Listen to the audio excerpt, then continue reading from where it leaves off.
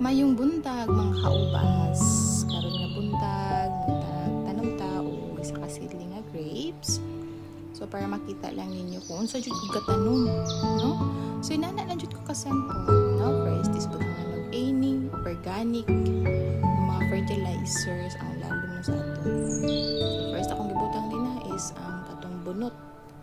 And next din is mga yutay pang mix ra gina na ako ay walay ka-arte-arte. Sample ra jud kay ko magtanom now. So butangan ako sa vermicast, dry cow manure, mga inana siya. Pwede ra gid kay bisag unsa inyong ibutang organic nga fertilizer.